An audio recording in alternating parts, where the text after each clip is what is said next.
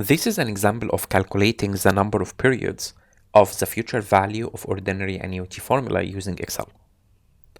Let's go through our example. Kate deposits $4,000 at the end of each year. So our periodic equivalent cash flow is $4,000 at 8% effective annual interest rate. So our rate is 8%. That accumulated a future value of $40,000. So our future value will be $40,000. How long does it take to accumulate this future value?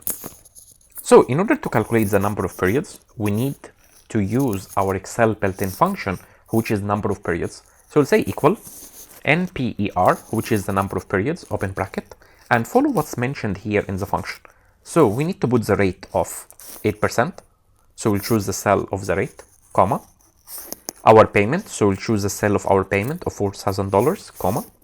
Then we have present value. In this example, we don't have a present value, so we will skip the present value. So we'll put another comma. Then we need to write our future value. Please remember, we have a negative relationship between our periodic cash flow or payment and the future value. And that's why we need to put a negative sign before we choose the cell of our future value.